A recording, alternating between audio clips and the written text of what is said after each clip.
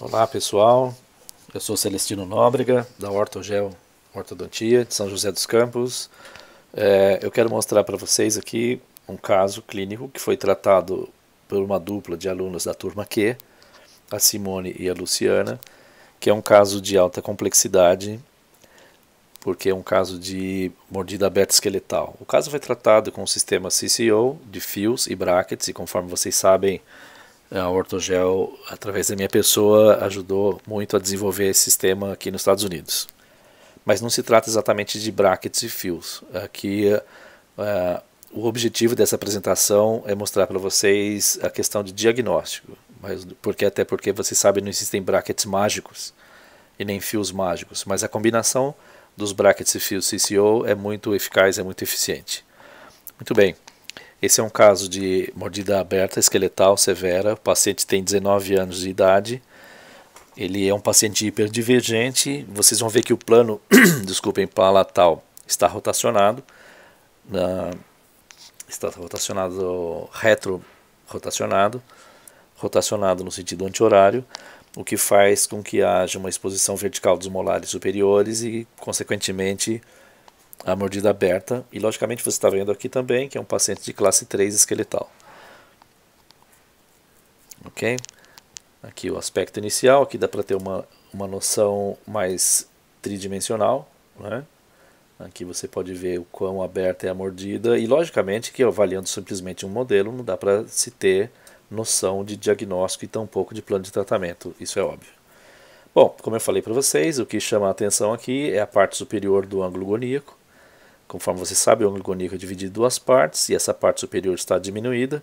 E ao mesmo tempo eu noto aqui que nós temos o plano biespinhal retro inclinado e não existe uma exposição excessiva do incisivo central superior. Se por acaso você é nosso aluno e não está familiar ainda com essas medidas, é porque ainda você não teve essa aula. Mas entenda aqui que existe uma rotação do plano palatal, uma exposição vertical, um excesso vertical de maxila somente na região posterior.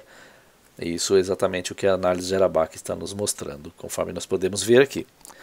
Então é isso, né? O terço inferior está aumentado, o lábio superior está protruído, o lábio inferior está protruído e o paciente é pobre em mento. O mento está bastante retruído.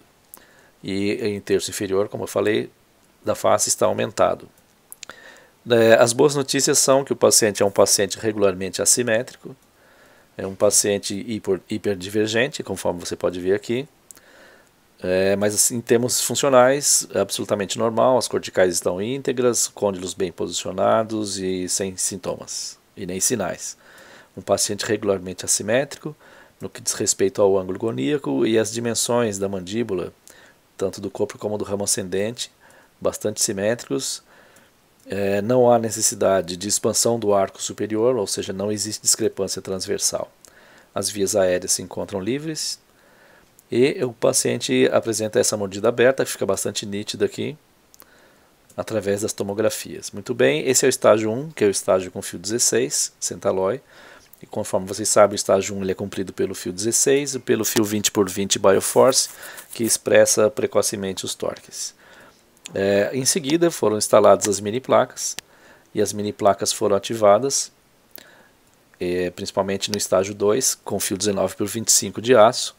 Então vocês podem ver que existem dispositivos para fazer a impacção da região posterior, superior, mesma coisa na região dos molares inferiores, impacção desses molares inferiores. Aqui vocês estão vendo um jig, que na verdade é um cursor para que haja distalização dos molares e ao mesmo tempo a distalização do arco inferior como um todo, através desses crimpable hooks. Aqui ainda o estágio 2, no fio 19x25, vocês podem observar aqui a perda de controle de torque no superior. Você veja as cúspides palatinas dos molares como estão altas e também em decorrência da eficiência da própria biomecânica, você percebe que o arco inferior não está plano, que houve a relação aqui de caninos está praticamente em classe 1, mas houve um efeito, um side effect, um efeito colateral onde existe uma abertura de mordida na região posterior, e isso é absolutamente temporário, e conforme vocês podem ver aqui, nessa fase, nós estamos com elásticos 316 ancorados nas mini placas superiores, para que faça uma melhor regularização e planificação do arco inferior. Ancorado nas mini placas superiores, então conforme vocês vão ver aqui, nós temos agora daqui por diante a possibilidade de fechamento dessa mordida aberta posterior, que é temporária. E isso na fase 2, que é a fase certamente é mais trabalhosa e que não é tão rápida assim como no slide. Esse é um caso de longa duração, esse caso tem sido tratado há mais de 2 anos. Bom, aqui continuando com essa mesma mecânica, aqui ainda com fio 19 por 25, e aqui nós já colocamos os elásticos 1/8 high, potentes, né? Os elásticos de intercuspidação 1/8, bastante potência, já entre os dentes, não mais ancorado nas mini placas. Aqui segue a mesma mecânica. Aí vocês vão perceber o seguinte, que na fase final, na fase de finalização, que é a fase muito trabalhosa, que é a fase do detalhamento, vocês vão perceber que esses segundos molares inferiores, eles necessitam de verticalização, porque as componentes distal aqui foram tão eficientes que acabaram por tirar esses molares do eixo vertical. Aqui vocês vão perceber, aqui nesses molares, que eles estão retro inclinados, e vocês percebem claramente nesses segundos molares um degrau, né? Um degrau entre a distal do primeiro molar e a mesial do segundo molar de ambos os lados do arco inferior. Bom, isso foi feito graças a essas dobras, esses degraus, e vocês podem ver que esses degraus foram realizados e que os molares, desculpem, os primeiros molares, eles foram estabilizados com fios de ligadura metálica. Obviamente que o efeito dessas dobras tem que ser transferido para os segundos molares e não para os primeiros, conforme nós podemos ver aqui. Isso é o que nós temos atualmente, até essa fase. Aqui dá para vocês terem uma boa noção tridimensional de antes e o que foi conseguido até o início da fase final de detalhamento. Aqui mesma coisa, um pouco mais adiante.